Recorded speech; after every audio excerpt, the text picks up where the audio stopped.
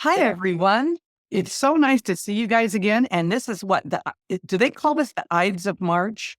Is that what they call the night, like the day before Uh-huh. That was spring? the 15th. The 15th of the month is the eye. Oh, okay. Well, happy early spring starting, I guess, tonight or tomorrow. It's supposed to be spring starting. Tonight, 30. That's Ours started on the 1st. well, ours starts here on the 20th and the 21st, the 20th. That's the proper one, really. But we go with St. Bridget's Day. Yeah. So we were trying to figure out what to talk about today because we want to try to keep it interesting for ourselves and for people watching. And I thought, why not talk about misunderstood or misrepresented cards? Because, and I don't know about the rest of you. I mean, when we all started, we all had cards in the beginning that we could flip off cards and go through and practice our keywords. And then you'd hit upon a card and you draw a blank. And that could go on until you finally get it in your head or you finally get something that you can resonate with. And, I do these live Zoom tarot practice readings from my Etsy shop. And I just did one the other day again. And it reminded me of this because that's what happens. People will get to a certain card in a 3-card draw and they'll kind of put on the brakes a little bit like that. And blank out. Yeah, kind of blank out. And I don't, and you know what? I have found cards that have done this before. I was fine with a card. And then all of a sudden, you start seeing or hearing other ways of looking at the card. And then pretty soon you draw that blank again because you're kind of torn between the old and the new that resonates, what makes the most sense. But I asked you guys to pull a couple of cards each, and it's all right if we end up pulling the same cards. We only need like 3 or 4 different cards in order to fill our time. So I wasn't really worried too much about that. But who would like to start? Well, I'm going to. Okay, Kate. I want to talk about what I consider the most misunderstood, misrepresented card in the entire freaking deck, and that is the Lovers. And it's always read as like romance and sex and relationships and that, which is great until you're a person like me who doesn't read on romance, relationships, any of that sort of stuff. So for me, and I really think this comes down, this is a card about choice and making choices. Right?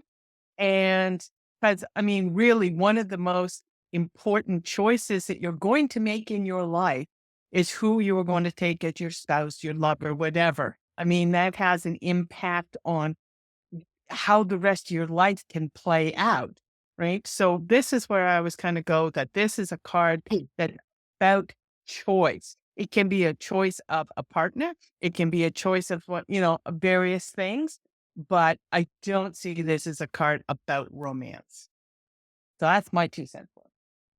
Well, I am fascinated because it was the first card I chose. And like you, it can be. See, I see the 2 of Cups as between 2 people. I see the Lover's card as being more about a decision between 2 things. It could be between 2 people, but it could also be between 2 jobs. Maybe it could be between 2 schools of thought. But I too see it as choice. But to me, it's a decision, a heartfelt decision that once made would be hard to reverse. Yes, and it has impact. Right. For the possibly forever. And whether I'm having chicken or fish for dinner. Right. Yeah, but it's kind of head versus heart, work versus play. It's one of those decisions where you can take the high road, you can take the low road, but whatever road you take, it's going to probably take you to the same place, and it's going to impact. And so it's be careful what you decide on, your final decision on something, because it's probably going to stick and you're not going to be able to take it back. So that's kind of what I saw. Did anybody else pick the Lover's card? No. Wow. So one of the things that I wanted to bring up, and I was looking in my journal about this, when I've journaled about this card, and in most of the cards, and I think especially this one that I'm showing up, the angel is so big on most of the cards. And because it is a major arcana card, I see this as when it is about love, there's no real power or influence over love. So if somebody said something that, am I going to find love, or how do I find love? If somebody asked me, am I going to find love like this year? I would say, no, you're not going to find it. It's going to find you. And the key here, the trick actually is going to be whether or not you allow yourself to see it coming, because otherwise you're going to miss it. So I think that it's really interesting card, and I think that it is misunderstood. And everybody I ever see on YouTube or any place else, this comes up and it's like, oh, there's a love interest. And I'm thinking, I don't think so. I think it's just deeper than that. I think all of the major arcana are deeper than that, don't you? Yeah. Yeah. Go ahead. And another thing strikes me too, that because the angel is there and so obvious in the card, I think they could be saying, think about your choices carefully. Think about what you have to do. Weigh up the pros and cons. Don't make this decision lightly. And when you've done all you can do, then heaven will be there to support you. So that's something that just strikes me, that you will have blessings if you put the work in, first of all, as to why it's a yes or why it's a no, what choice you're making. Yep, heartfelt. It's got to come from within. Making decisions can't be a last minute one. You know how I learned to remember it was about choice when I was first learning this card. We've got the trying to get it out of my light there. We've got I think about Adam and Eve. I think about evil versus good, and how Eve talked Adam into taking a bite out of that apple, and it changed humanity forever. It was that big of a decision on their part that it changed humanity forever. So if you believe in the biblical version, which I do. So anyway, I think that's kind of interesting. Anybody else have anything to say? How about you, Dee? You always have something on something. Well, I just look at it and say, it's follow your heart. It's a soulful card for that lovers. But I'm glad we brought that up, because it is probably one of the toughest ones where depending upon what comes in front of it, if it's negative, that kind of throws you for another kind of loop. But if it's for something that you're making a decision on, or choice is probably the biggest thing. If you're single, you got to love yourself, or you're not going to make the right decision. So you kind of can go in a lot of different directions. But anyway, I'm not happy with the card. So there you go. Yeah. Anybody else have anything to say, or want to move on to the next one? Go ahead. Okay. And I suppose just something strikes me again, looking at the card, that the mountain between it always strikes me that you're being told that the decision is tough, but the mountain represents the problems you're going to have, but you will get help in bringing you together to overcome this mountain and level it behind you with help from somewhere else. An uphill climb. Yeah. I like that. I like it. Dee and I are going to play. We're playing with an exercise about taking one card and writing down every single thing you see in the card, and then having a question first, writing down every item in the card, and then finding a way to relate it back to the question. And this would be an interesting card, Dee, for that, something like that. It's got That would be a Loaded. Yeah. Hey, Yvonne, what did you pull? Oh, the moon. Oh, that's a good idea too. The moon, because it's illusion, fear, anxiety. Yeah. What? Yeah. It's the moon. I love the moon. But it's just, this one has always twisted me around, because when it comes up, what you were talking about, getting a card that kind of stumps you, reading, when the moon comes up, it's like, okay, let me back up here. Because it might be like in the middle of the spread, and okay, so how does it relate? It's one of those goofy cards. Yeah. I don't know, the position of it, where it lands. Again, this one would be really great for the exercise that you're talking about, because there's the two towers, there's the road that leads to who knows where beyond the mountains. Then you have a wolf and a dog, or a coyote and a dog. and a crawdad. Yeah. And a Yeah. crawdad. What? You know, Really? so yeah, this is an interesting one. And of course, the only way I've really had to read it because it doesn't come up much, but when it does, you know, kind of I kind of lean towards, well, what does your intuition tell you about, the question that you're asking, your situation? And I put it out there to the client, what's your gut telling you about this? Yeah, So I'm stumped on this card. What do you think? I do that a lot. I always follow the critter, right? There's something that's coming up from underneath. And Yeah. me, it's always been like, what's being revealed, what's bringing up, what's coming into focus or consciousness. absolutely consciousness. Yeah. Like, And I never well, I suppose it could be madness, which is one of the definitions of it, but I don't think I've ever read it as madness.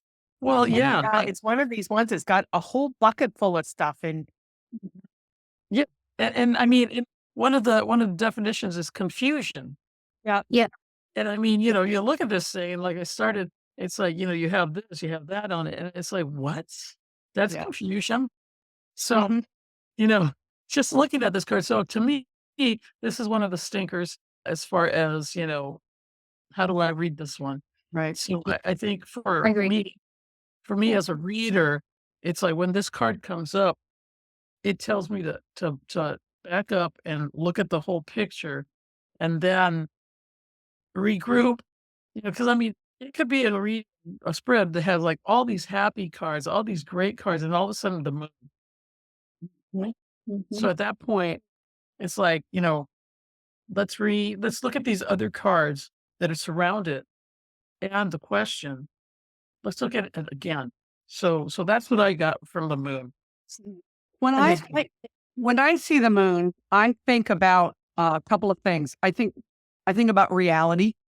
Mhm. And, is this, am I seeing the reality of the situation? Mhm. Or so it brings up caution.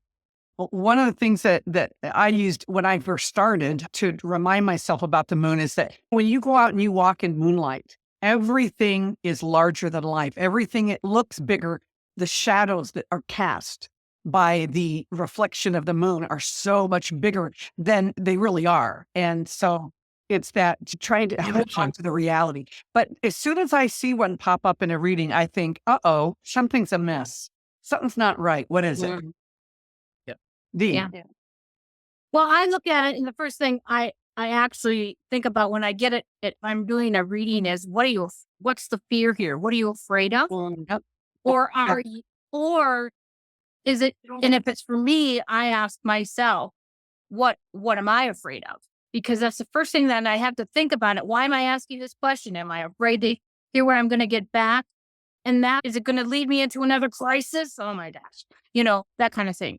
So yeah, there you are. You just have to kind of work your way. And of course, I rely on what's on either side of it again.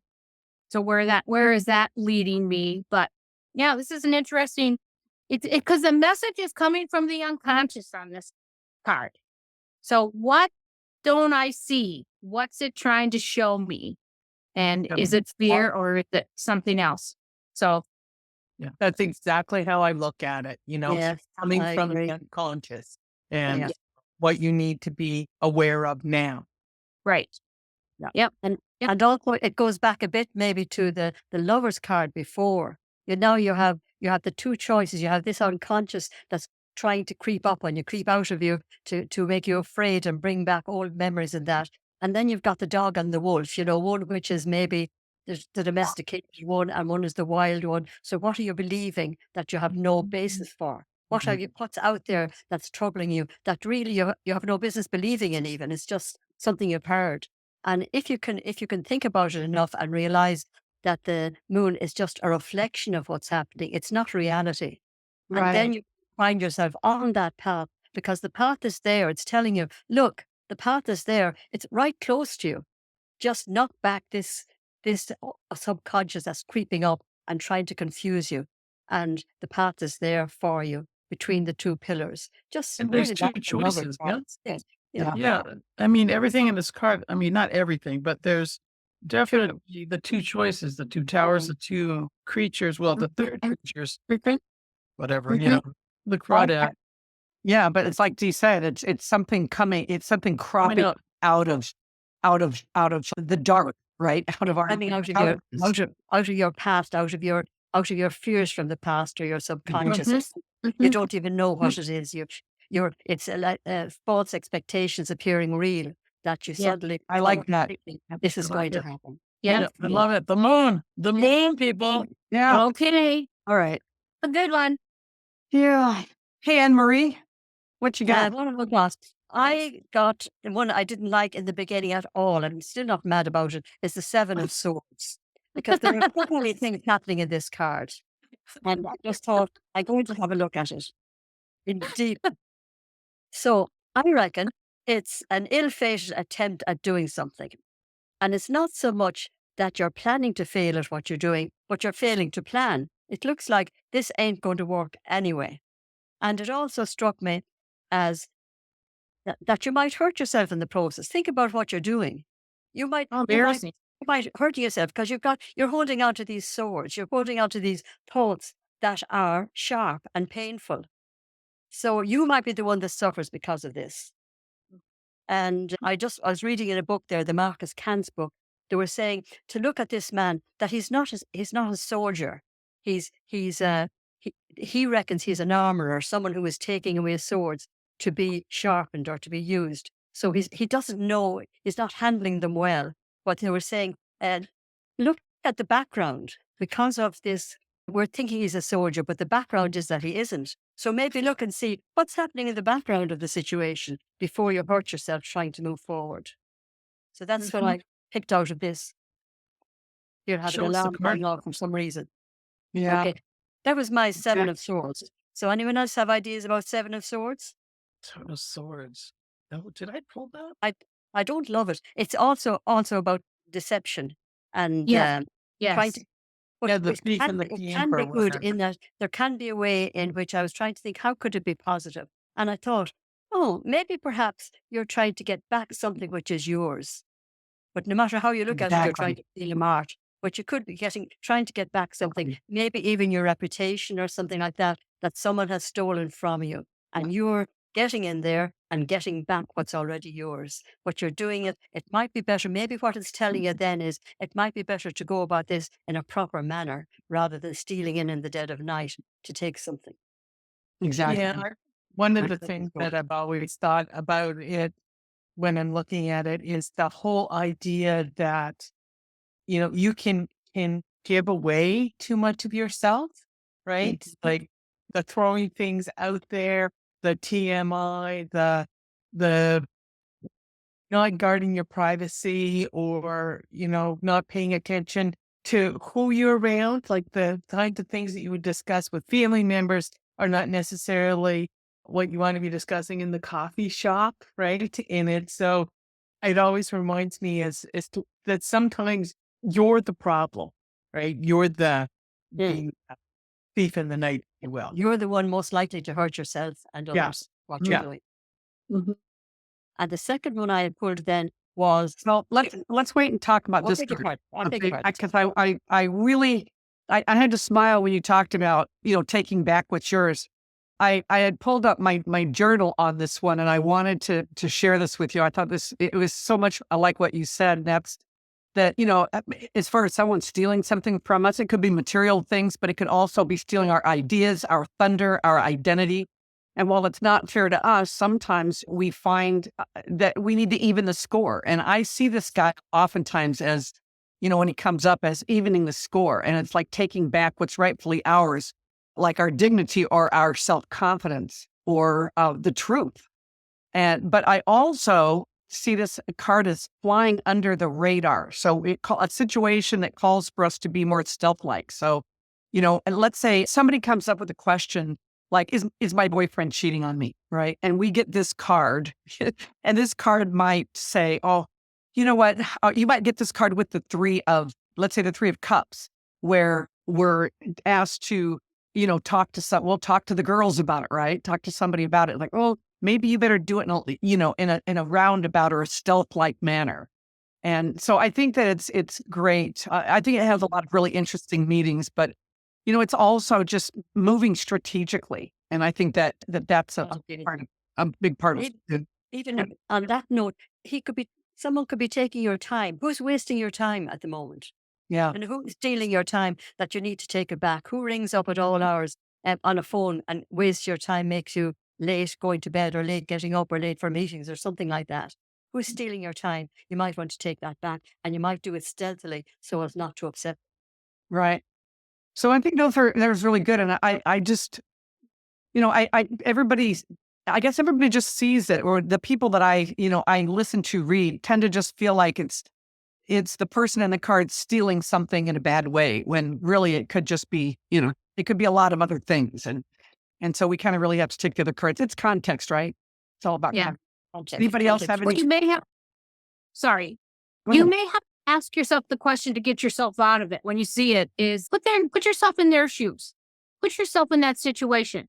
Because sometimes that'll help you direct on, he's walking away with stuff. Is he walking away with just what he needs? Or is he being greedy and he's being a thief? Where is it pulling you? Again, what cards are on either side? I'm clarifying right on the button with that guy. So there you go. Anything's It's all right. possible. You know, Get on and- that out. But yeah, that's what I look at him as. As always, yeah, clarifying. Clarifying. Clarify, I love it. Sorry. The thing is that when you look at that too, I mean, there's another way to look at it. And I'm just saying this right now because as I'm listening to everybody, there's also a possibility of taking back your power. There you go. Yeah. Like, Yeah. With your dignity, as with No. your self-confidence. because maybe you've been kind of a pushover. Mhm. Yeah, you've been allowing people to step all over or maybe you think because it is a sword and it's, about mental, thought. Maybe you feel that you've been stepped on and you're trying to take back your power, but maybe not in the most positive way. Maybe, Yeah. maybe, okay. Maybe if that's how you feel that, you've been stepped on and if you've been building this up in your head. Because it is a sword. Yeah, because it is Mental a sword. sword. Yeah. Then, then maybe this is a time for you to take a step back and think about, not just about getting retaliation or revenge or whatever, or even the positive of taking back your power. It's something to be looked at, and then of course when when we're looking at the surrounding cards too, that'll give us a clue as to how this Right. is supposed to be interpreted. But there's so many different ways Yeah. to look Right. at cards. Maybe know, we can tell ourselves straight off, look, this is good. What I'm doing makes sense, but I need a better plan. Back to the drawing board. Right. Yeah. Plan B. It's time for plan B. But I've had this card come up a couple of times when it kind of symbolizing somebody trying to get away with something or trying to plan, trying to take a shortcut in some Yeah. area of their life. It's like, wait a minute, you're trying to get away with something. What is it? And then the other card, then you pull clarifiers and trying to figure out what that's from.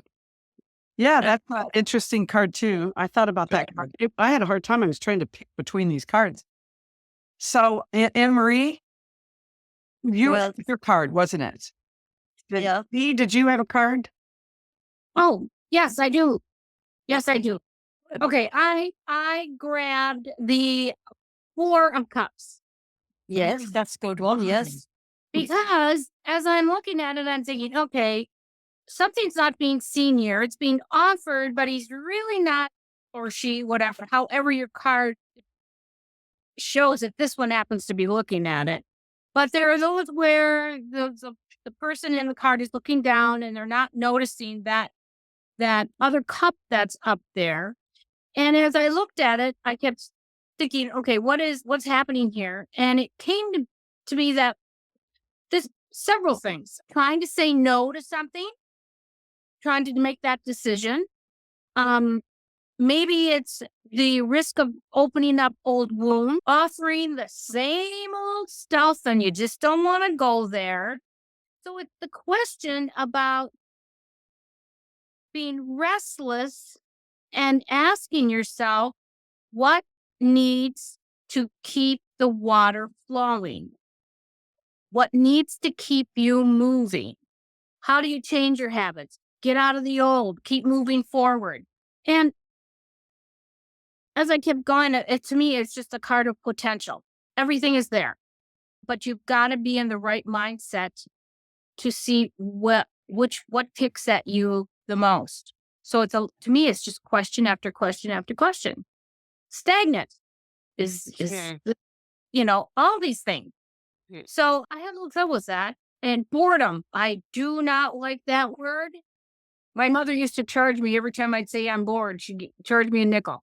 So we do not use that word in my vocabulary. But those are the things that came to me when I'm looking at this card. So I feel I need to work on it a little bit more. I think that I've always seen this card as I'm not feeling it. Oh, all good. and this is from Anna Kay. Let me see if I can get it up there. Maybe hide the layer. I don't know if I can get it or not. But, yeah, there you go. but I'm keeping going. There we go. It's kind of like all these wonderful things are being laid at your feet. So you've got the 3 cups in the bottom, right? You have all these wonderful things being laid at your feet, yet you're still not. You're just not into it. You're just not feeling it. And I think that it's a little bit about, feeling, not maybe feeling sorry for yourself, or maybe just being bored with, bored with what's around you. And there's nothing that's really exciting you. It's just not the time for it. And so, but yet here we have, the universe, maybe the hand of God is actually reaching out and offering you a gift, and you just don't see it. You just don't appreciate the fact that you have all these wonderful things around you, and yet you don't see other gifts, that are coming your way, because you're just too into yourself, into your own, emotional, bullshit, right? To be able to notice and see that there's other things in life around you and gifts around you that are coming at you, and you just don't see them. But also, I also see this, and you in a work environment, I've had this come up as holding out for something better that you can attain. And how about this one, Lynn? In a relationship reading, you've got a couple, and he's sitting there, and she wants to take it to the next level. And he's feeling a bit, and he's happy enough. He looks at his 3 cup, and this is all good while they're going out and having great fun. But then taking it to number 4 to make it solid and to make it stable and to go to the whole marriage or moving in bit, he's thinking, oops, how can I avoid this? Or this is not quite what I have in mind. Yeah, he likes things just the way they are. He likes the boogieing and he likes the partying, but then this next one is, not yet, please. That can be. Needs more time. Yeah. Anybody else on that one? Yeah, I've always read it as, apathy or depressed or Right. or whatever. Just not pulling it together. It's just it's not that I dislike it. I just don't give a damn about it. Yeah. Well, I see it. I just say, oh, I'm not feeling something. What am I not feeling good about? Yeah. That's a good one. That's a good Yeah. one. Is what he's got to be, come to think of it now, just thinking when you say he's not feeling something, the meaning for the 4 is stability. So Yes. on some level, maybe not romantic, but on some level, he's resisting stability or stagnation or just being sameness, maybe. Yeah. He doesn't want to get caught in this always being here idea. Yeah. Maybe. Or always feeling this way, having to present as always feeling this way, maybe. Emotionally unstable. Yeah. Emotionally unstable. Unstable. That's what I see when I see that There's card. your It's like, keyword right there. Yes. yeah, because it's like, it's an emotional, it's the cups. Right. The cups are emotional. And you see, on the card, the 3 cups before him, one coming out of the sky, it's like, where's this person at emotionally? Because they're unable to see the gifts, to appreciate what's in front of them, what's being given to them. So it's, yeah, to me, when I see that card, I mean, imagine upright, it's emotionally unstable. Well, what's it? If you read the reverse cards, what then? I mean, Yeah. I don't read upside down cards because the world is upside down as it is. But Exactly. you look at that card and it's like, it's I I don't necessarily see it as boredom. I think this person is just like unable to see what's before them and what's being, and yeah, maybe I don't even know that they're unappreciative. I just think that How they're just, about just being emotionally unavailable? yeah, Mhm. just not with it.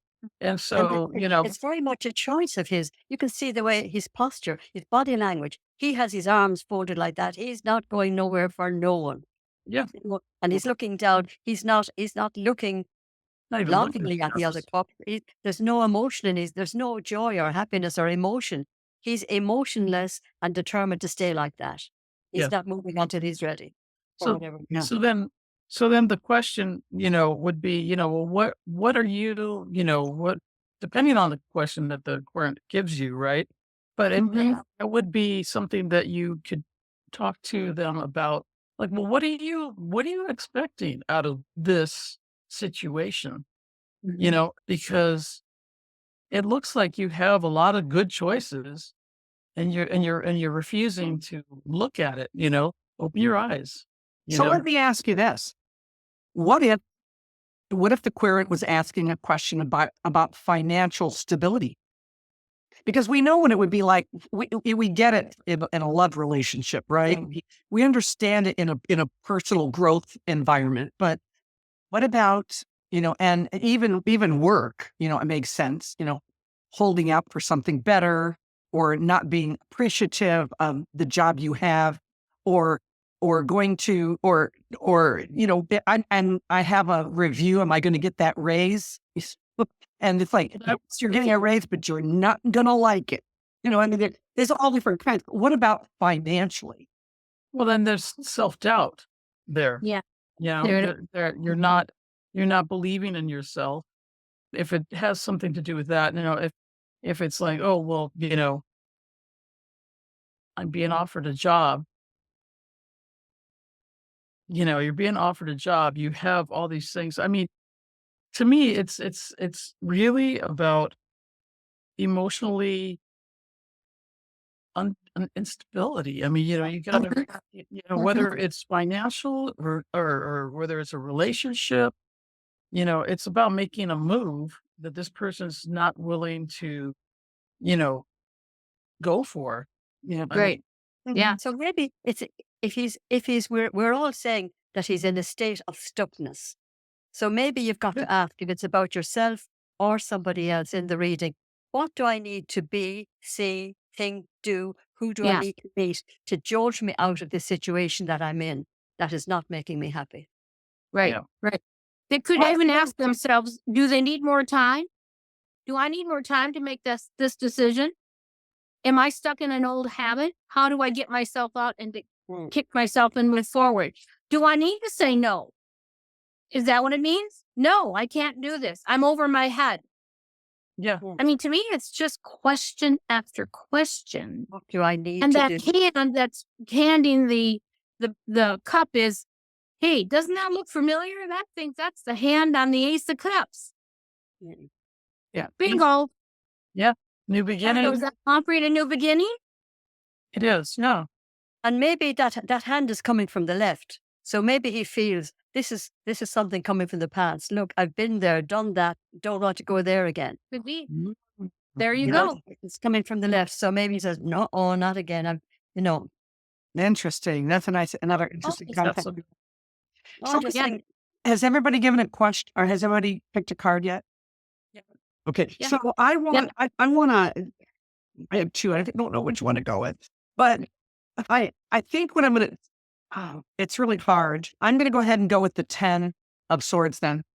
I think it's misunderstood. I think that for the Ten of Swords, if like everybody looks at this and says, "Oh, it's rock bottom, we're defeated." It's it's some people think that this card means injury, like a car accident, or maybe a major surgery or something that's coming on, or it's like somebody stabbed me in the back, or maybe each sword represents that. But that's how most people see it, and honestly, this card in the Three of Swords also it makes us feel something when we see the image that this card portrays. But in all actuality, it's not about how we feel at all. It's about what we think. And so for me, it's not physical, it's mental. And it's again, it's about what we think, but it's also about communication. It's about how we convey to people or communicate to people what we think. And so when I see this, I think of analysis paralysis. I think we have analyzed whatever it is that's on our plate today. We have analyzed it to death. And if it were about somebody that said something that kind of, hurt us or stabbed us in some way, I mean, geez, how many knives in the back do you need to die? I mean, 10 is just overkill. So to me, it's melodrama at its worst. I see this card come up in a lot of work readings. This card will come up, and I'll say, "Is there a problem with people at work, or are people at odds at work?" And it might not be with the querent. The querent might just be on the sidelines, having to witness this. But it's like a group of people, ganging up and attacking somebody. So but I really do think that as a 10, it's not about the end. It's not about termination. It's about completing something, but not terminating it, is what I'm trying to say. And it also doesn't mean that it has to be a total end. It could just be, I mean, we might have to walk away from a situation. It might be saying that, but it doesn't say that we have to give up on it. So with the, sun in the background. Sometimes we want to. Like if you've just had, one thing after another, one thing, blah, blah, blah, blah, blah, being dumped on you. Your best friend in the deck is the Ten of Swords. Right. It's finally get away. Yeah. Okay. And, it's like the tower showing up. It can be a hell on wheels, or it can also be, the new broom that sweeps cleanest. Liberation. Yeah. I think the problem with both the Tower and the Ten of Swords and a couple other cards in the deck is it's supposed to be a lesson learned. And the challenge is going to be to actually learn from that so you don't go back through it again. I think that needs to be brought up. How about this? Just on looking at the card, it's like you've overthought, overthinking because of the swords, right? Right. And they're all in this individual's back. So guess what? All that stuff is behind you. You can see this person lying as if he's dead, but maybe this person is finally like, okay, I can get on with my life now because I've put all this BS behind me, because I'm not going to think about it. I'm not going to allow it to dominate my every thought. It's behind me. Right. Because honestly, I look at it and I think to myself, okay, I could look at it as if, oh, this poor guy, he's dead, right? Or maybe he's finally resting. Yeah. He's so tired. It's like surrendering to a situation over which you have no control. Right. You give it up, let's just let it go and move on to the next, look to the future. And it might even be that the sun is coming up in this card. The dark night is over. Right. Yeah. Let it go, damn it, let it go. They tell us that the nines are for achievement, a completion, isn't it? And the tens are what comes after the achievement. And sometimes, even though we've got what we thought we wanted, everything is going great, then we start overthinking again.